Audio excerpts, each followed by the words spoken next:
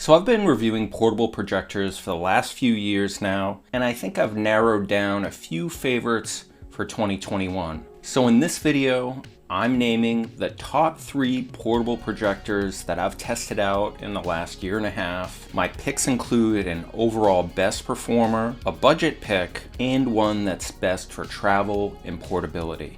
I'll be showing you a couple of side-by-side picture comparisons so you can see picture quality versus brightness and a couple of other metrics that might be important to you. And if you stick around for the end of the video, I'm also going to have a mini review of this new outdoor projector screen that I just bought called the Yardmaster 2. Hey, I'm Jim Kimball, editor of CordCuttingReport.com, and welcome back to the channel. For my regular subscribers who checked out my last video, thanks a lot for tuning in. And if you're new here, if you're into hands-on reviews or product comparisons, I hope you'll consider liking this video and subscribing to the channel. If you want to find out more about me and my review process, you can head over to CordCuttingReport.com and click on the About tab. So let's quickly cover why we're here. Portable projectors got on my radar a few years ago when some models started using Android TV software. It's the same software that's been powering certain streaming devices and smart TVs. It's summertime here in Boston, and one thing that I love to do through the summer and the fall is to get outside and watch some favorite movies or even a Red Sox game on a 120-inch screen. A lot of these projectors have native apps for streaming services such as Hulu, Amazon Prime Video, Disney Plus. So it's a great way to get yourself out of the house and catch up on favorite movies or a sporting event. Features like autofocus, Google Assistant, and Google Chromecast are just a few of the features that you can find on what's known as smart projectors now. By the way, if you're already using a portable projector, let me know in the comments below what make and model you're using, where you like to use it. I'll be curious to hear what you say, and I'll be sure to jump in and respond to a few of your comments. Okay, so this year my pick for best overall performer goes to the XGIMI Halo. It has 1080p picture resolution, up to 800 ANSI lumens. The picture quality is pretty exceptional for a projector of this size, and it delivers the best overall picture out of my 3 picks. It runs on Android TV software with Google Chromecast. The battery lasted just under 3 hours. If you are watching with just the battery, the picture is slightly dimmer, but it still delivers an excellent picture in the dark. You can also operate the projector with its adapter plugged in, which will charge the battery while you're watching a movie. The projector isn't very big, but it's probably something that you want to handle with 2 hands. It weighs about 3.5 pounds. The build quality is very good. It feels very solid in the hand. The Halo also doubles as a Bluetooth speaker, so you can use it to listen to Spotify or something off your smartphone. Since you have Android TV software, it's basically like having a built-in streaming device. You can watch just about every app that's on Android TV, including Hulu, Disney Plus, ESPN Plus, Amazon Prime Video, YouTube TV, and Sling TV. If you're into TV antennas like I am, you can even tap into your HD Home Run and Tableau apps and get your antenna channels on this. Google Assistant is built into the remote control, so you can search for movies and shows just using your voice. The version of Android TV on this is 9.0, but I've gotten a couple of software updates during my testing period here, and I've noticed that it's starting to adopt some of the same features that you're seeing on Google Chromecast with Google TV. There's been a couple of different improvements to the Discover tab, which makes recommendations for movies and TV shows. So with those 2 updates, I feel pretty confident that the Halo is going to be well supported software-wise in the months ahead. So I've been setting up the projector about 10 feet away when I'm here in the office and testing it against a wall. When I'm outside, probably a little bit further because I'm using a 120-inch screen. The fan on the Halo is very quiet. In fact, it's probably one of the quietest ones that I've seen out of the projectors I've been testing since 2018. Fan noise is a really important metric for me because the last thing I want to do when I'm watching a movie is think about the hardware that I'm using. I really want an immersive movie experience, and I don't want to get distracted by a noisy fan or some other kind of complication. The Halo has autofocus and automatic keystone correction. And as I've said in other videos, that's really important because you can quickly take your projector somewhere, sit it down, and start watching a movie without having to burn too much time setting it up. It doesn't matter that you're moving the projector around in your house or backyard. The projector is just going to adjust itself based on where you place it. I also noticed while I was watching a movie, the projector would automatically make small adjustments to the focus just to sort of fine-tune the picture. The remote control has one of the best ways that I've seen to adjust autofocus when you need it. At the bottom of the remote, there's a small switch that triggers the autofocus. And if you're still unhappy with how the picture looks, you can use the volume rocker to make further adjustments. Flip it back to volume, and your rocker returns to controlling just the volume. You don't have to use the Android TV software, and there's a couple of reasons why you might not want to. The Halo has a couple of different options for plugging in hardware or a hard drive into the projector. There's an HDMI port in the back, so you could use that to connect a different streaming device or a game console. There's also a USB port if you want to connect an external hard drive. For audio, there's a pair of 5-watt Harman Kardon speakers. Oh, and there's a headphone jack that you could also use to connect some external speakers. During my indoor and outdoor testing, the speakers on the Halo were crisp and loud. I felt like that's pretty much all you needed to have a really good movie experience. I do wish the speakers had a little more bass, but it definitely wasn't a deal breaker. And overall, I was very happy with the audio quality. In case you're wondering, if you do choose to connect a Bluetooth speaker to the Halo, the Bluetooth speaker will become the primary speaker. So you can't set up a multi-speaker system with Bluetooth. That's a question that I do get a lot with these projectors, so I wanted to mention that. The Wi-Fi radio on the Halo was pretty remarkable. When I was watching movies outdoors, I was about 35 feet away from my house and even further from my Wi-Fi router, and I had no problem streaming live TV and on-demand streaming services such as Disney Plus and Hulu. On the bottom of the Halo, there is a hinge that you can use if you want to set up the projector at an angle. But I've found that using a small tripod is going to make things a lot easier for you to set up regardless of what make and model that you're using. And most of these projectors do have a universal tripod fitting, so you don't need to run out and buy something else if you already do have a tripod. The one thing that's missing from the Halo is a native Netflix app. I haven't found a portable projector yet that has official Netflix certification, so you'll have to plug in a different streaming device like a Google Chromecast, a Roku, or a game console that does have Netflix support. The XGIMI Halo debuted in the US at $799. But I've recently seen it on sale for as low as $679. The bottom line with the Halo is that for now, given its price, brightness, and features, it's the best portable projector streaming in 1080p so far this year. My budget pick is the AAXA P6X Pico portable projector. It's made by AAXA Technologies, and it's currently priced in the US for about $359. The P6X has 1080p picture resolution, and its battery doubles as a power bank that you can use to charge up a smartphone or a tablet.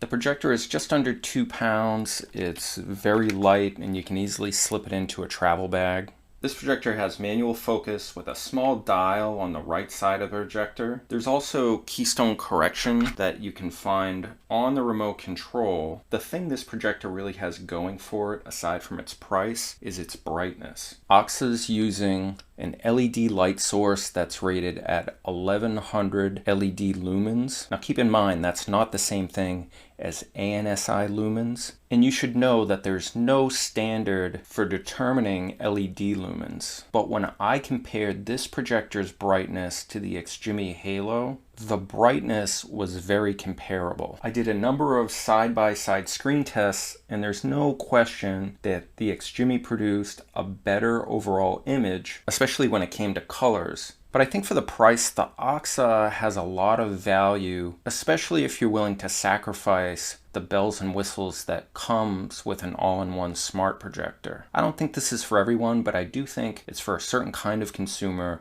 that's not quite ready to spend $500 to $600 on a smart projector, but wants to have a pretty decent movie experience. The software on the P6X doesn't have any kind of streaming apps, but the HDMI port on the side of the projector lets you use any kind of streaming device you want. During my testing, I had the projector hooked up to a Roku Express 4K Plus and the latest Google Chromecast with Google TV. Using your own streaming device or gaming console is really going to open up the options for you if you decide to try out the P6X. On the front of the projector, there's a micro SD slot card. It also accepts trans flash cards. The rest of the ports are on the right side of the projector. There's a USB 2.0 port that can also be used to charge up a smartphone or a tablet. The battery is a 54-watt lithium-ion battery. The projector's software does let you adjust settings such as color and sharpness through the picture mode tab. There's two settings for brightness. I thought the echo mode setting was a little too dim for my taste. The standard setting looked much better. But the downside of using the standard mode was that the fan became more noticeable.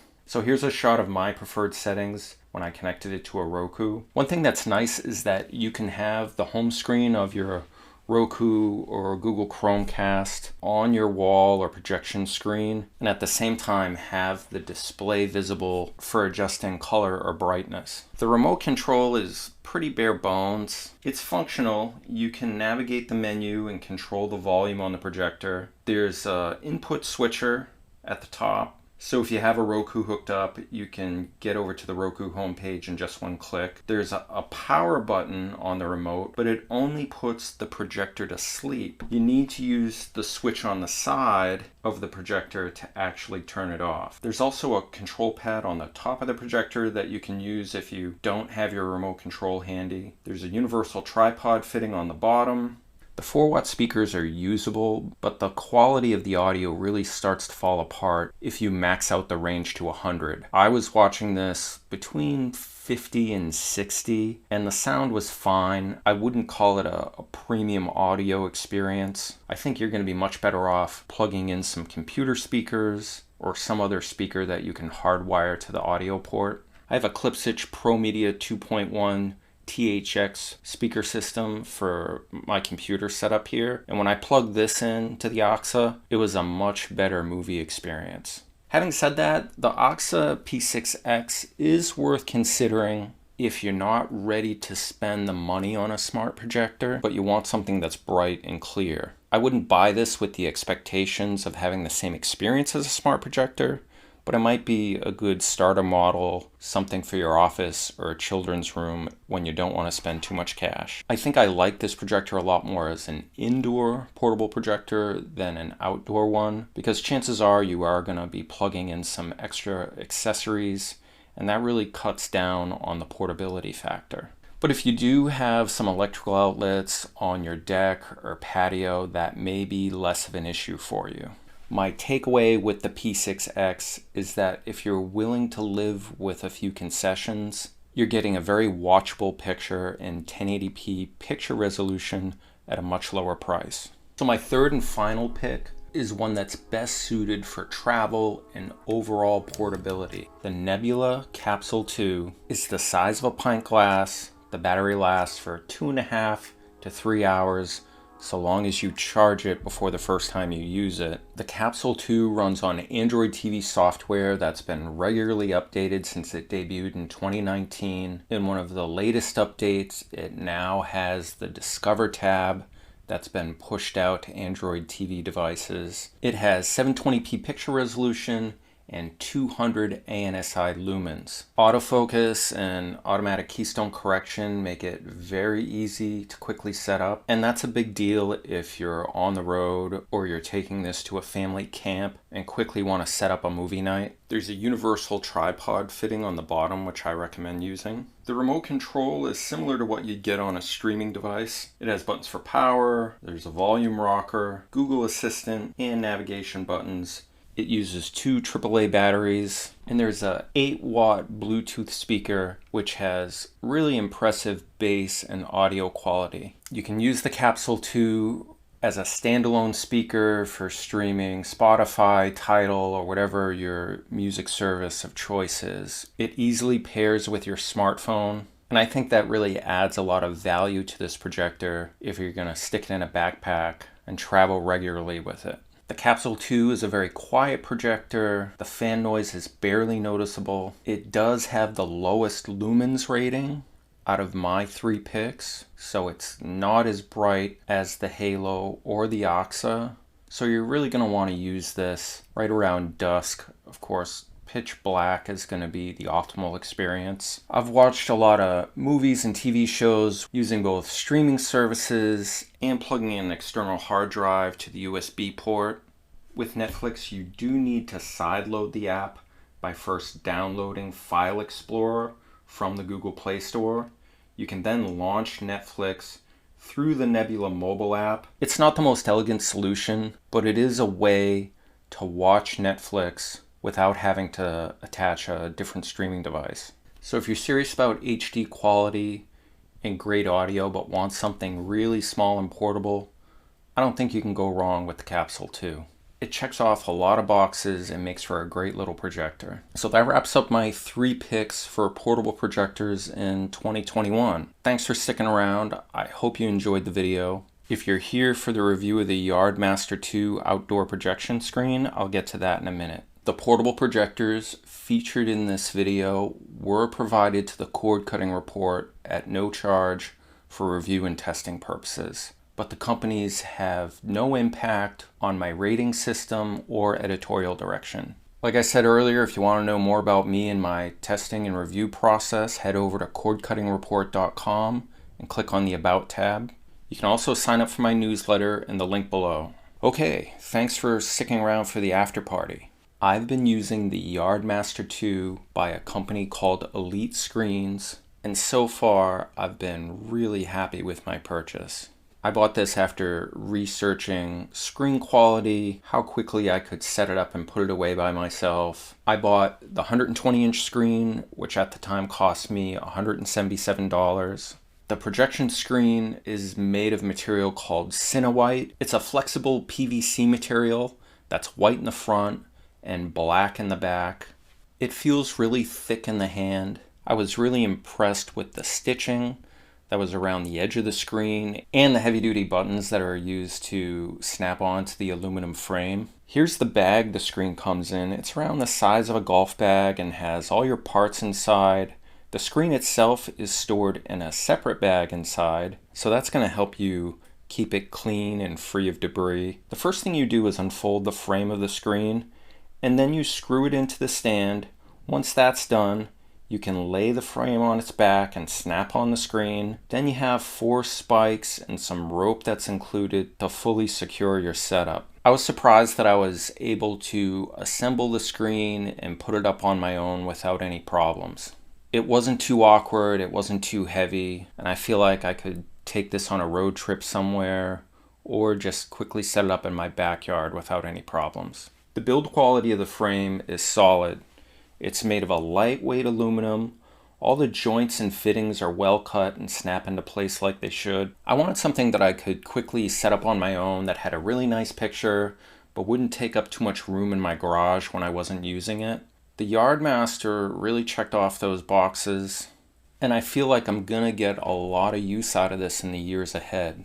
According to the Elite Screens website, the Cinewhite screen is also made for 4K projectors and 8K projectors whenever those come out. I've only tested out the screen with 1080p projectors, but so far I'm really happy with my choice. So that wraps it up for this video.